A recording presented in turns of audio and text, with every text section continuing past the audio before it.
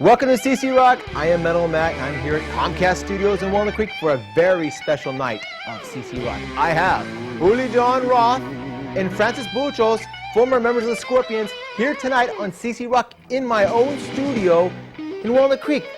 The gods have been shining. The gods have been shining on me. This must be a great night. Plus, we're going to have some great music from Bourbon Street over in Concord with Uli Jon Roth and Francis Bulcholz. So sit back and relax for some great Scorpions, some good Uli Jon Roth, solo numbers, and much more. CC Rock. Hang loose. Suckers walk, money talks, but it can't touch my free-like box. Oh, baby. That's right. Oh, yeah.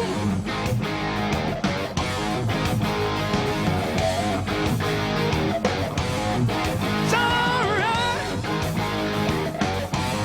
Yeah.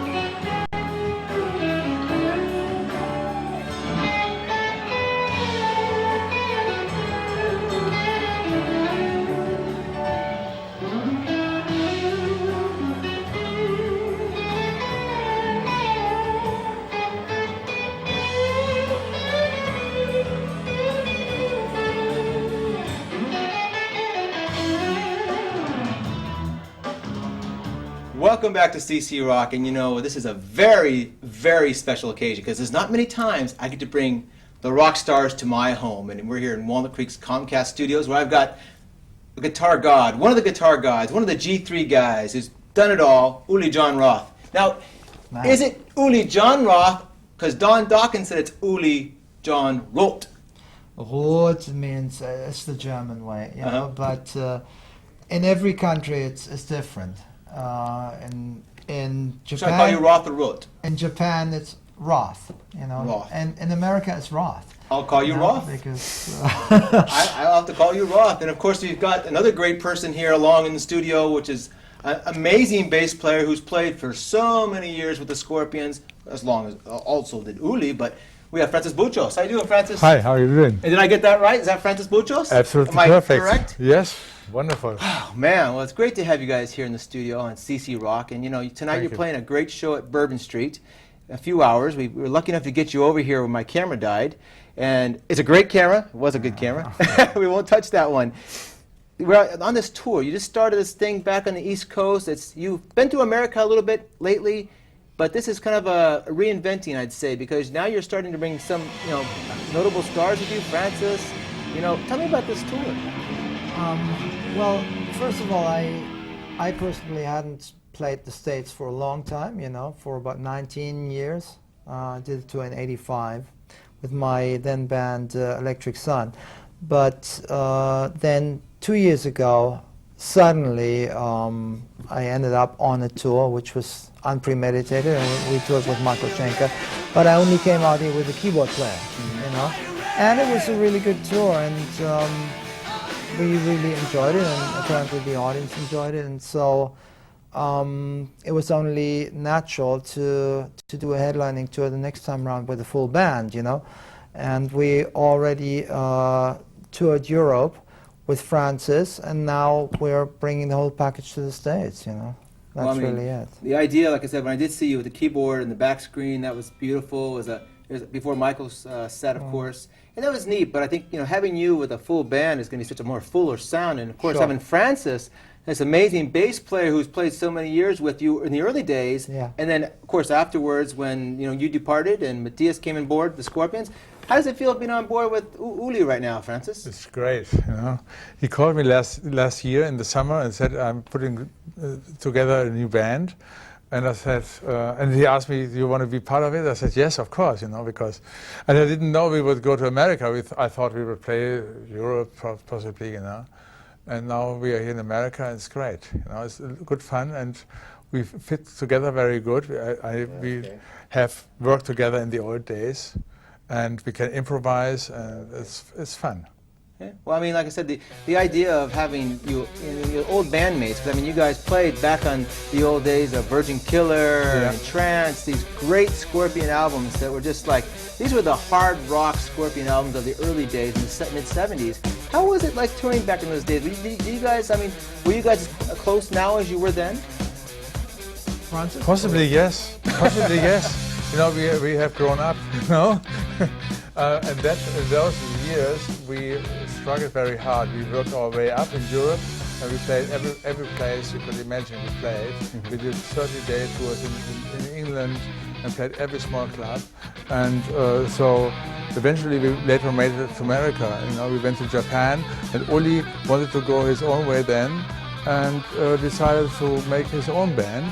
And we had a discussion before we went to Japan, you know, recording the album Tokyo, which was recorded then in Japan, Tokyo Tapes. And Uli wanted to leave the band before, and luckily we got him to stay with us, and we recorded this wonderful album in Japan. So we had worked a long time together, and we had great times, and now we are back again. Well, I mean, even before Scorps. I mean, you know. What was your first band? Was it called? Dawn Road. Dawn Road. And we, before Scorps, we'd already played together for something like 2 or 3 years. And we had the blues band together. Yeah. Blues Exchange. And we played blues only.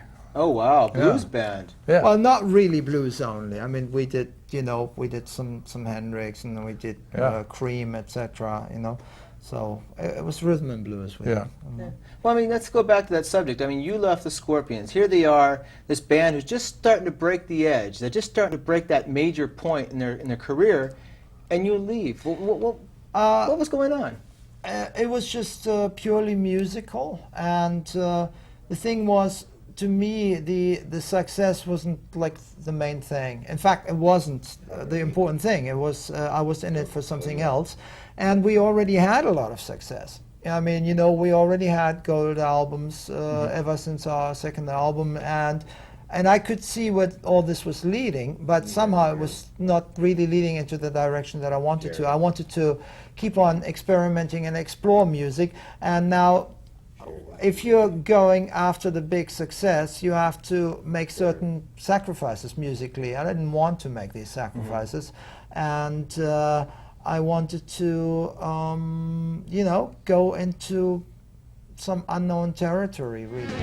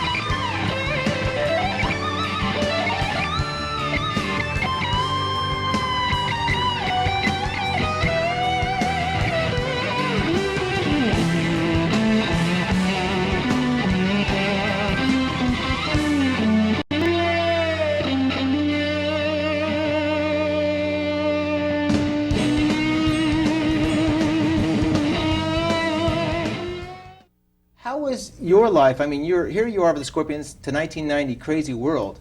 What happened after the Crazy World tour? What happened to your departure? What was the story? I left. I left the Scorpions. We got a new management at that time, and there was some trouble behind the curtains, I would say. So I left, and also I needed to take time for my family. I have 3 children, and twin girls were born at the time in 1992. So I had to look after my family, and it was good to take a break. It took to take a long break from the being on the road, and I have seen everything already, you know. So for me, it was good to go back and become like a musical infant again, you know, start from scratch again, and to get back to the musical feelings I had when I was a child. And you can't do that when you are on tour all the time. Oh yeah. And I think Klaus and Rudolph, they like to be on tour. They go on. They are the you can say yeah. the rock and roll machine, because they are so tightly put together when they go on tour. I mean, it's just like clockwork. And I must say, one of the most funnest persons I've talked to in my days at CC Rock in the last 8 years has been Klaus Meine. Such a nice guy, such down to earth. He'll talk to you whenever he's tired, whenever he doesn't care. He'll talk to you. For me, it's been one of my favorite interviews. So to have 2 other members of the Scorpions in the studio here today is like an honor to me.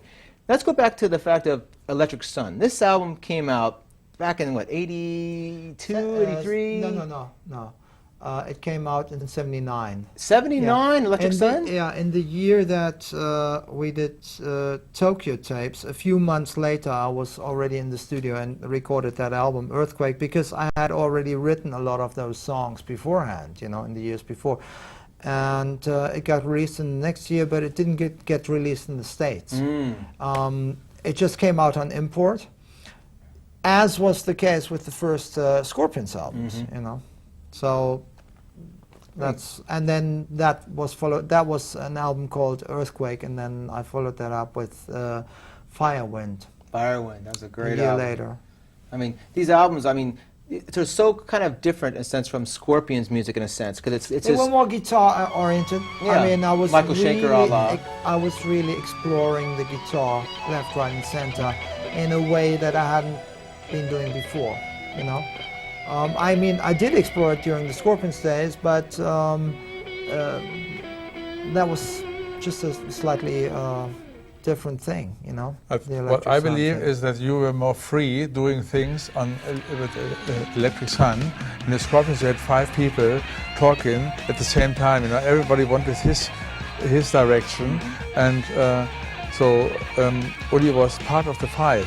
You know? But with Electric Sun, you were more like the leader. That's what I think. I didn't feel it that way. I mean, I thought that in the Scorpions I was always free to do what I want, really, but I had to do something that fit the music, you know, and I couldn't go off on a tangent, like do a 10-minute song with like a symphonic guitar orchestra or whatever, you know? Like that track, Earthquake, I had already written it way before Tokyo tapes, but I knew I could never do that in the framework of Scorpions. It just wouldn't fit, you know? So I didn't feel hemmed in during the Scorpions as such, because it was what it was. And I played the leads that I felt were appropriate to those songs, you know? How much, I mean, when you were growing up and seeing Jimi Hendrix, what was that experience to you? I mean, did you ever see him live? I saw him twice. Yeah, once at his absolute peak in the beginning of '69, when it was just a phenomenal concert in Hamburg.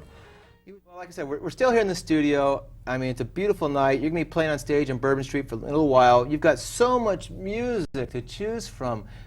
I mean, how do you pick it out? I mean, obviously you're going to pull some Scorpion hits out of there. You're going to pull in some great solo stuff. How do you collaborate this?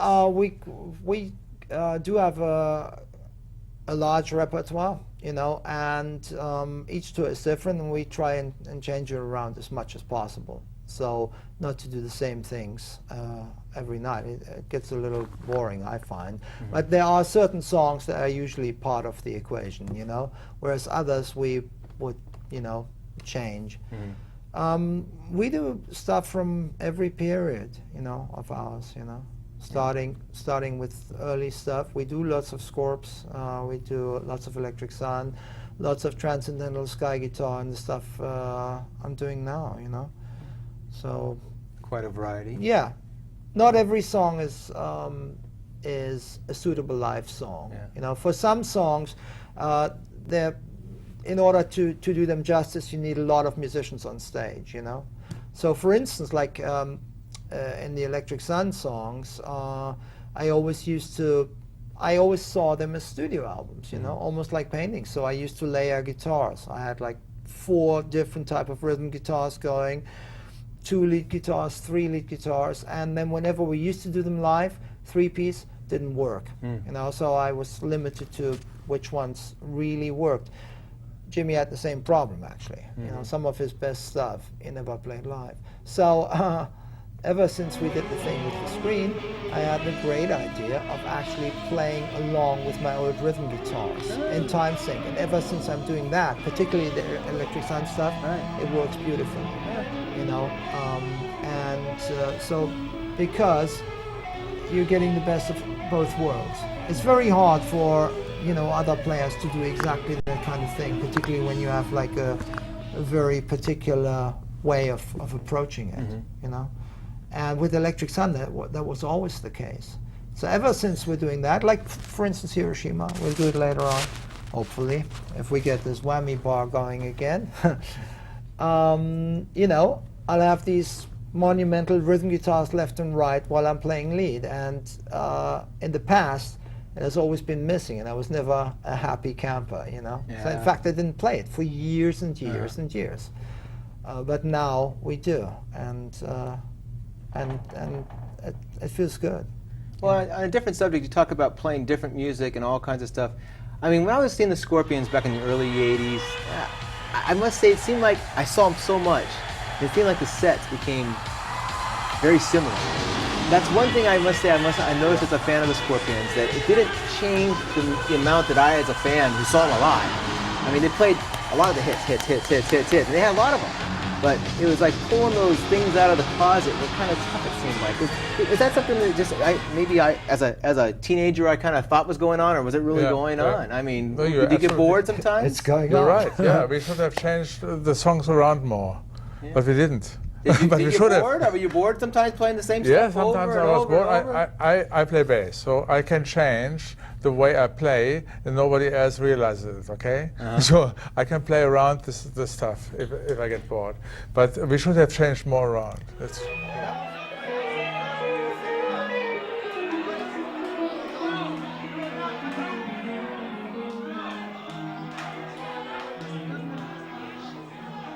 I'm in love with the sunshine.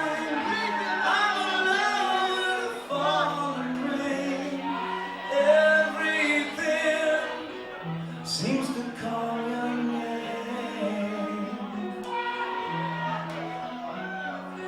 Yesterday you were leaving life in all the pain.